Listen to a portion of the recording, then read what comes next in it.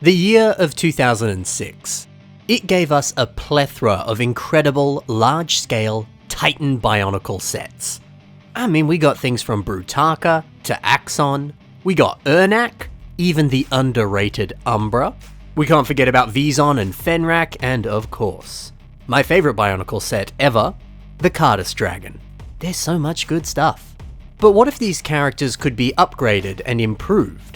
I mean, can they actually get any better than those official sets, because they were pretty good? Well, let's find out. In today's video, we're going to highlight 6 amazing revamps of these 6 amazing sets. Here we go. We'll start off with a banger. This is Vizison Fenrak, and it's built by JNP Mox. Mate, the sheer size of this is so incredible. Let's cut to some images of the original set so that you can appreciate just how impressive this revamp really is. So yeah, Fenrak, they're kind of this almost Lovecraftian horror creature. A gigantic, sorta kinda spider-like dude with giant teeth and blades all over its legs. That's creepy stuff. And I really appreciate how JNP Mox has taken those creepy aspects and accented them even more.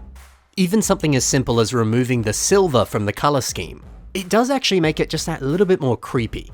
The silver had some somewhat lighter tones to it, whereas this like blood red and dark metallic gunmetal color scheme, it stripped away any form of brightness and everything looks so much more dark, sinister, and scary. And the face is equally creepy, and I love these upgrades. My favorite part has to be this eye design. See how it's using some of these torso armor pieces? You got these in a variety of Hero Factory sets. In Gunmetal specifically, one set it appeared in was Ogrim. I like how 2 of these have been placed side by side, and that hole in the middle, it perfectly frames the eye. There's something about that that's so satisfying. The shaping on this entire creation is mind-boggling. I'm also a big fan of the blades sticking out of the legs, specifically this bit here. You might not recognize this piece because, I don't know, people don't really use them in Mox all that much. This is one of the Enika weapon pieces, specifically the one that appeared on Harley Enika. And what a brilliant use of this piece. It rounds off that leg in such a flawless way. And on the subject of clever part usage, check out the upgrades to Vizison himself. I mean, this dude is littered with great part usage. Like for example, the head design. See how the teeth are using these 2 pieces? That's a great way of recreating those iconic Paraka teeth in a bit more of a snazzy way. And even this eye design, it's using one of these red rubber spikes. These came in a variety of heroes and villains from Hero Factory, but that direct, sharp angle of this piece makes for a great looking eye. Dude, this is just so satisfyingly large and visually impressive. Well done. Now, for everyone's favorite, Brutaka. This is by FineZJ. Yeah, the upgrades to this one are a little bit more subtle, but sometimes those subtle changes can actually do quite a lot. Yeah, areas like the chest and the limbs, they've been buffed up and filled out just that little bit more. And I think it does give Brutaka a bit more of a muscular and toned appearance, which I do think is a good fit for the character. I mean, even just this shot alone, that puffed out chest design, it does make him look very noble and heroic. And you contrast that with the sharp spikes on his mask, you get both aspects of who he is, the good and the bad. I always love it when changes to a mock can actually accent who that character is just that little bit more. FineZJ has also given this posable claws. The original set just had one of those, well, it was actually a Paraka foot, but in this context it does look like claws. But there was no posability to that. Still, this works well, and anytime you can add even just a little bit of posability, it's some good stuff.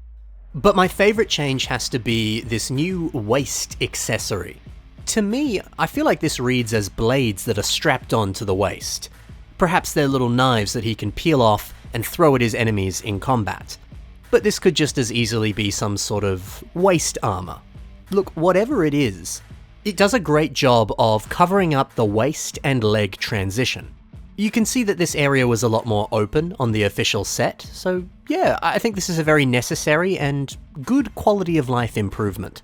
Dude, Brutaka has never looked better. And you can't have Brutaka without his buddy, Axon. So here he is. This is built by Katsu. Let's go side by side here. Look, I gotta admit, I'm a massive fan of that original Axon set, especially because he is a short king. I mean, even when you put him next to Brutaka, I love the contrast. Axon is short and stubby, Brutaka is tall and a little bit lanky.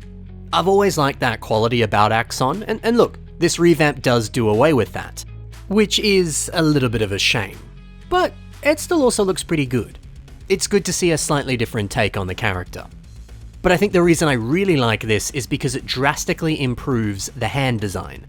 One of the biggest forms of criticism for this set is that the hands are just way too big.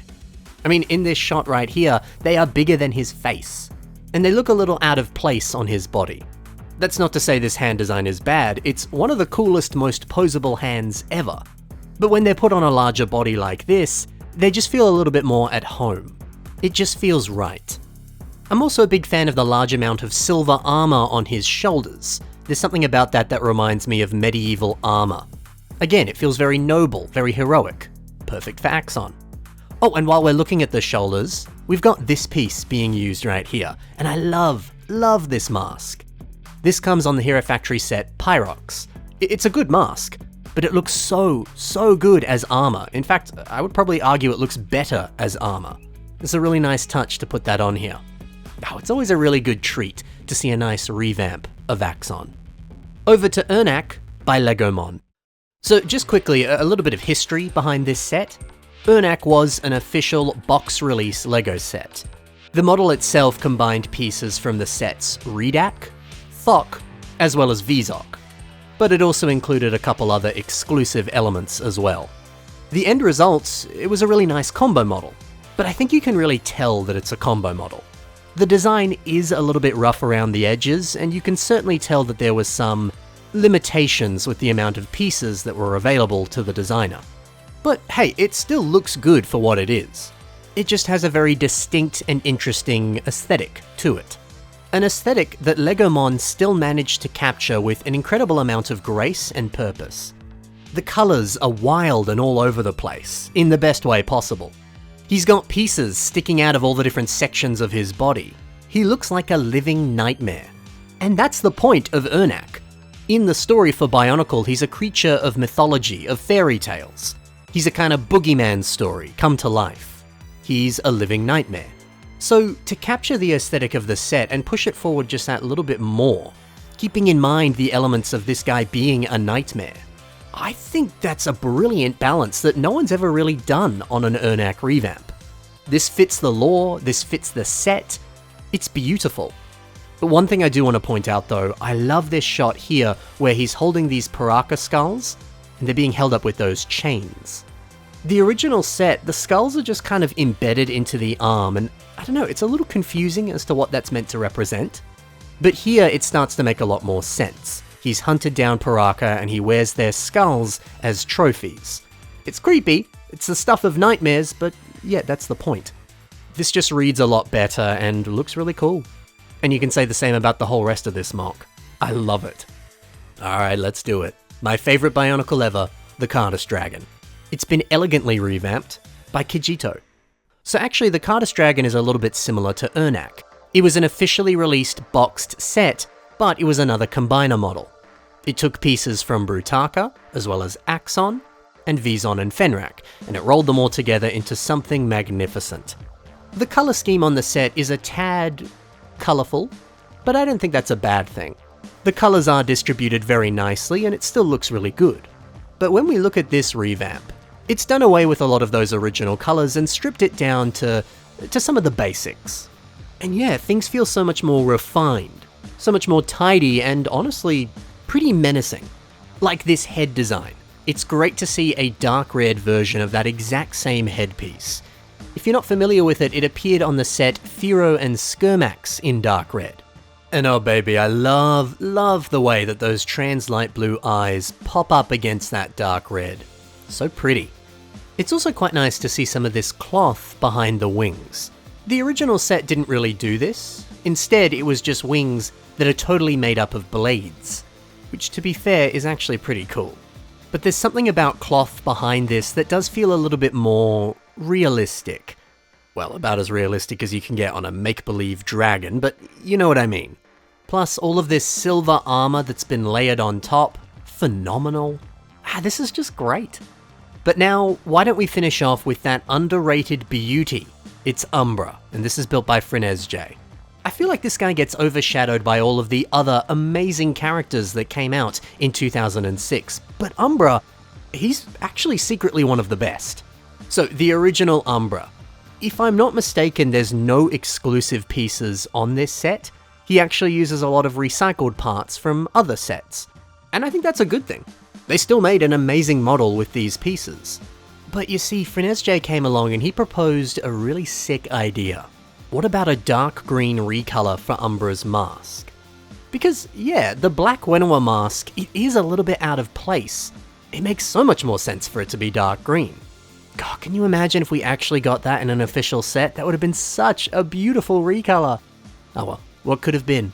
But hey, I mean, you can go along and paint one of your own masks, if that's something you want to do. Oh yeah, and I'm very glad that one of my favorite parts of the original set is still on this revamp. It's those beautiful wheels on the legs. A Bionicle with roller skates? I'm so on board for that. It's such a sick idea, and more mocks should do it. Wheels on feet is great. And then the rest of this mock, it follows in the footsteps of the Brutaka mock that we saw before. The armor is a little bit more filled in, the proportions look a lot more muscular, everything looks a lot more athletic. And for a character that, you know, in the official set was always zipping around and was very fast because of those wheels on his feet, that kind of body shape just makes sense. It's good to see Umbra getting the love that he really does deserve. Sick? That's every 2006 officially released boxed set, revamped, reimagined, and built better. If you're looking for a little bit more inspiration and you want to see more from the builders that I highlighted today, be sure to take a look at the links in the description below. You can find more of their work right there. But that's all for now, guys. Thank you so much for watching, happy building, and bye for now.